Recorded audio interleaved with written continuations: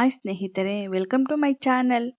ಈ ವಿಡಿಯೋದಲ್ಲಿ ರಾಜ್ಯ ಸರ್ಕಾರವು ರಾಜ್ಯದ ಮಹಿಳೆಯರಿಗೆ ಭರ್ಜರಿ ಗುಡ್ ನ್ಯೂಸ್ ನೀಡಿದೆ. ಹೌದು ಸ್ನೇಹಿತರೆ, ಮಹಿಳೆಯರಿಗೋಸ್ಕರ ರಾಜ್ಯ ಸರ್ಕಾರವು ಹೊಸ ಯೋಜನೆಗಳನ್ನ ಜಾರಿಗೆ ತರುತ್ತಿದೆ. ಅದರಲ್ಲಿ ಮುಖ್ಯವಾಗಿ ಉದ್ಯೋಗಿನಿ ಯೋಜನೆ. ಈ ಯೋಜನೆಯ ಮೂಲಕ ಮಹಿಳೆಯರಿಗೆ ಸ್ವಂತ ಉದ್ಯೋಗ ಪ್ರಾರಂಭಿಸಿಕೊಳ್ಳುವುದಕ್ಕಾಗಿ 3 ಲಕ್ಷದವರೆಗೂ ಸಾಲ ಕೊಡುತ್ತಾರೆ.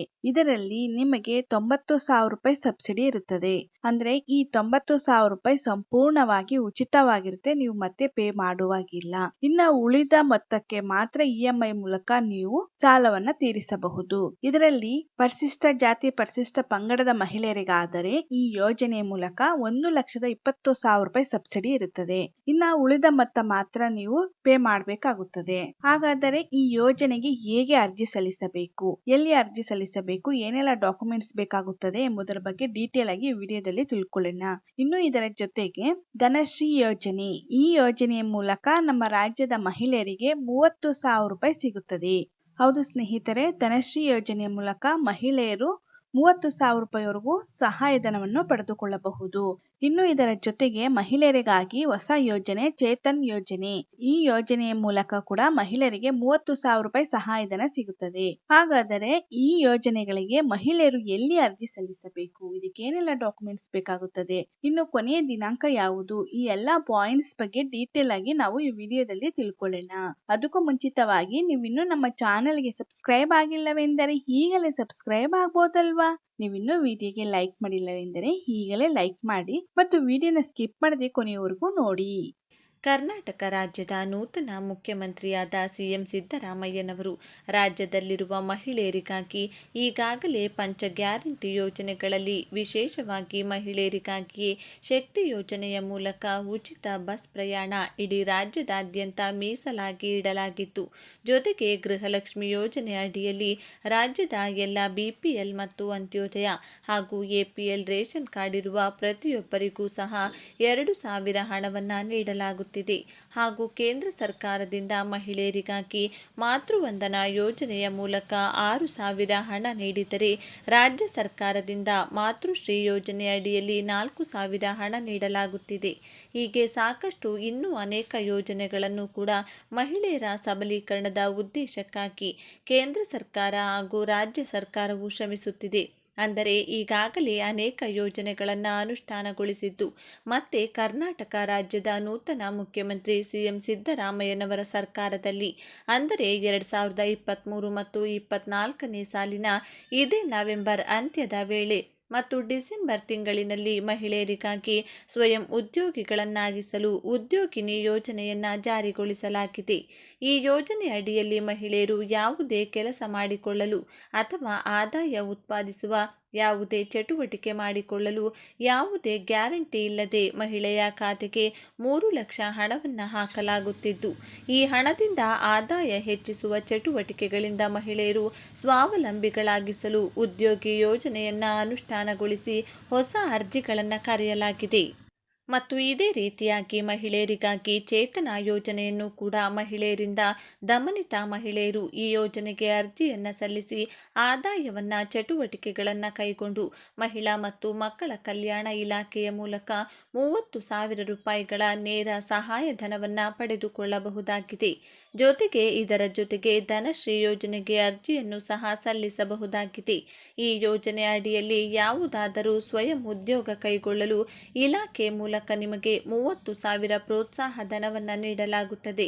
ಈ ಯೋಜನೆಗೆ ಅರ್ಜಿಯನ್ನು ಸಲ್ಲಿಸಲು ಅಂದರೆ ಧನಶ್ರೀ ಯೋಜನೆಗೆ ಅರ್ಜಿ ಸಲ್ಲಿಸಲು 18ರಿಂದ 60 ವರ್ಷಗಳವರೆಗೆ ಮಹಿಳೆಯ ವಯಸ್ಸು ಇರಬೇಕು. ಇದು ಕಡ್ಡಾಯವಾಗಿದೆ.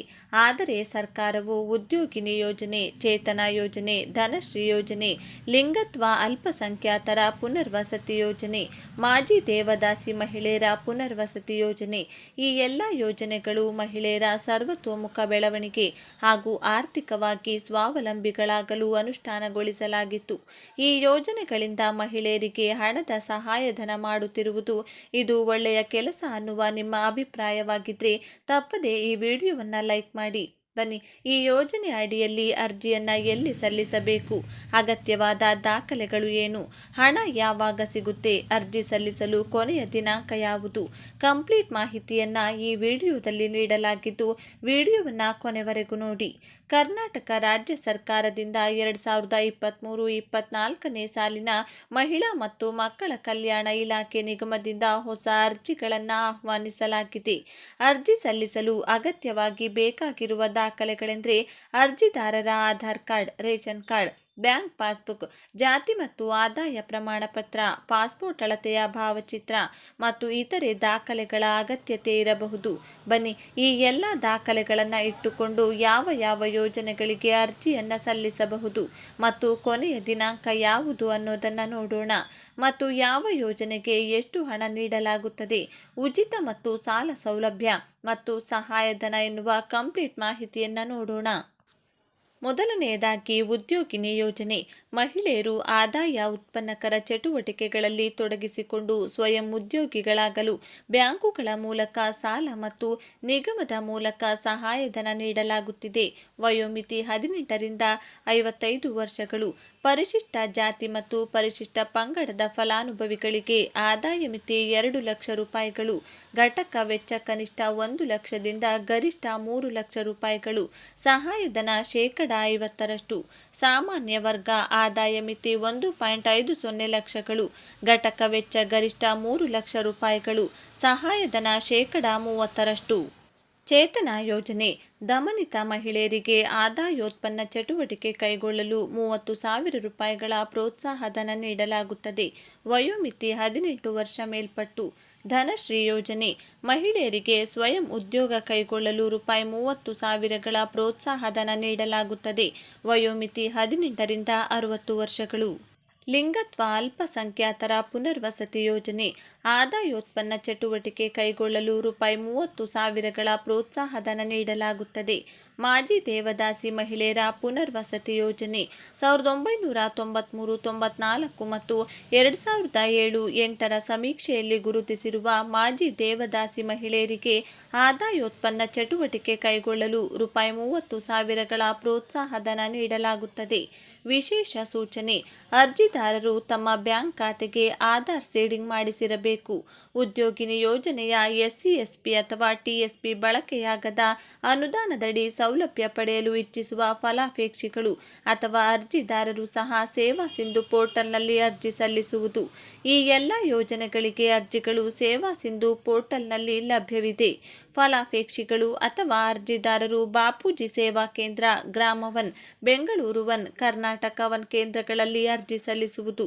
ಸರ್ಕಾರದ ಕೋಟಾ ಮತ್ತು ನಿಗಮದ ಕೋಟಾದಡಿ ಸೌಲಭ್ಯ ಪಡೆಯಲು ಇಚ್ಛಿಸುವ ಫಲಾಪೇಕ್ಷಿಗಳು ಅಥವಾ ಅರ್ಜಿದಾರರು ಮಾನ್ಯ ಸಚಿವರು ಅಥವಾ ಮಾನ್ಯ ಶಾಸಕರು, ಕರ್ನಾಟಕ ಸರ್ಕಾರ ಅಥವಾ ಮಾನ್ಯ ಅಧ್ಯಕ್ಷರು, ಕರ್ನಾಟಕ ರಾಜ್ಯ ಮಹಿಳಾ ಅಭಿವೃದ್ಧಿ ನಿಗಮ ಇವರ ಶಿಫಾರಸು ಪತ್ತೆ ಪಡೆದು ಸೇವಾ ಸಿಂಧು ಪೋರ್ಟಲ್ನಲ್ಲಿ ಅರ್ಜಿಯನ್ನು ಸಲ್ಲಿಸುವುದು. ನೀವು ಇದಕ್ಕಾಗಿ ಗ್ರಾಮ 1, ಕರ್ನಾಟಕ 1 ಅಥವಾ ಬೆಂಗಳೂರು 1 ಕೇಂದ್ರಕ್ಕೆ ಭೇಟಿ ನೀಡಬೇಕು. ಅರ್ಜಿ ಸಲ್ಲಿಸಲು ಕೊನೆಯ ದಿನಾಂಕ 22/11/2023 ಬೆಳಿಗ್ಗೆ 10ರಿಂದ 22 ಡಿಸೆಂಬರ್ 2023 ಸಂಜೆ 5:30 ಹೌದು.